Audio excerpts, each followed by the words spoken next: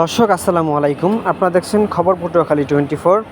পটুয়াখালী একটি ফ্যামিলিকে একটি চক্র থ্রেড দেয়। 15 দিনের ভিতরে আপনারা দেশ ছেড়ে অন্য দেশে চলে যাবেন, আপনারা এখানে থাকতে পারবেন না, এ জায়গা ছেড়ে অন্য জায়গায় চলে যাবেন।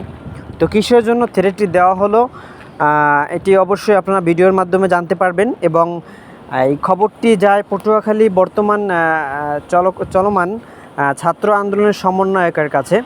তো সমন্বয়কের কাছে খবরটি যাওয়ার পর সমন্বয়ক অতি তাড়াতাড়ি সেই ঘটনাস্থলে পৌঁছায়, তাদের সাথে যোগাযোগ করে কিভাবে কে থ্রেড দিয়েছে বিস্তারিত জানার চেষ্টা করে। তাদেরকে নিরাপত্তা দেওয়ার জন্য সমন্বয়ক দ্রুত তাদের কাছে চলে যায়। তো ভিডিওটি কন্টিনিউ করতে থাকুন।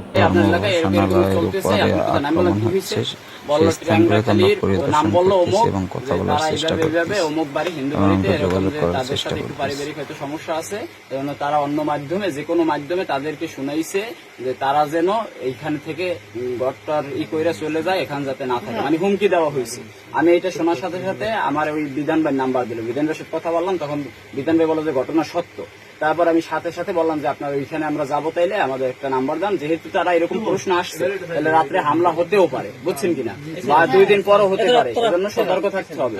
আর আমরা যেহেতু এই বিষয়টা নিয়ে কাজ করি সেহেতু আমাদের আসা উচিত, এই আমাদের নৈতিক দায়িত্ব থেকে আমরা আসছি। এখন আমরা আপনাদের কিছু নাম্বার দিয়ে যাব এবং আপনাদের মূল কথাটা আমরা শুনবো, আসলে আপনারা কিভাবে শুনছেন, আমি কিভাবে আপনাদের তথ্যটা পাইলাম সেটা শুনাইলাম, আসলে এই ঘটনা সত্য কিনা বা আপনারা কিভাবে মনে করেন থেকে আমরা আসছি। এখন আমরা আপনাদের কিছু নাম্বার দিয়ে যাব এবং আপনাদের মূল কথাটা আমরা শুনবো, আসলে আপনারা কিভাবে শুনছেন, আমি কিভাবে আপনাদের তথ্যটা পাইলাম সেটা শুনাইলাম, আসলে এই ঘটনা সত্য কিনা বা আপনারা কিভাবে মনে করেন যে ইলেকশন গেল না এই মাঝখানে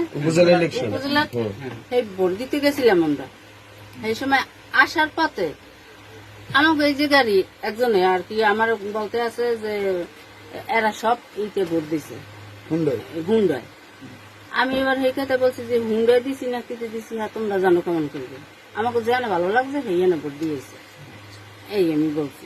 বলগে ও অনেক খারাপ কথা কইছে সেই সময়, অনেক সেই সময় আমি এবার কই হে ওই ফার বেসের আমার কইছে, কর পর আমি এবার কইছি কি যে মহিলা গত কেন খাও নাই মাগি সাগি কইছে, সেই কথা আমি কইছি যে মাগি গত আর কেন খাও নাই, কেন খেলে কাল ঠিক হয়েছে ইয়েটির মাধ্যমে কইছে, আমি ইয়ে কি করি কই ও জায়গা দিয়ে আটকে গেছি।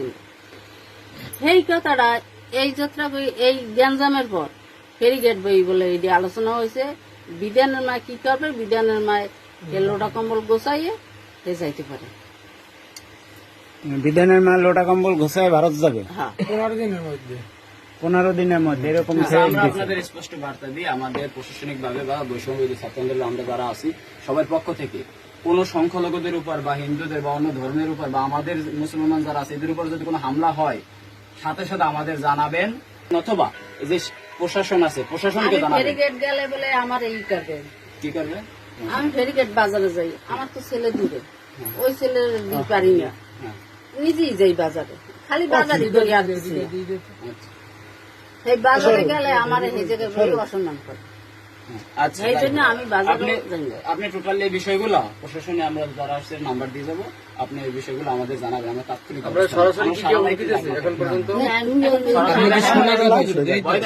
আপনি কালকে বাজারে যাবেন, যদি কোনো অন্য সিচুয়েশন ক্রিয়েট হয় তাহলে ওরা যে নাম্বার দিয়ে দেবে আমরা যে নাম্বার দিয়ে যাবো ওই নাম্বারে আপনি যোগাযোগ করবেন। রাতে যদি কোনো সমস্যা হয়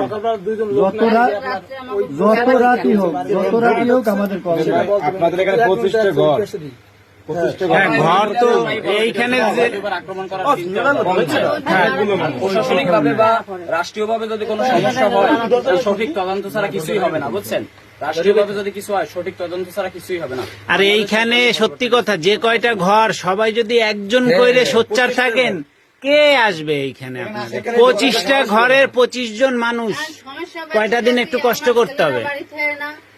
আমরা দুই শাশুড়ি ভাই ফোন দিয়েছে, নাম হচ্ছে সজিব খান, ঠিক আছে, এই ভাই ফোন দিয়েছে, ভাই নাম্বার সেভ করে রাখেন, 15 হ্যাঁ হ্যাঁ।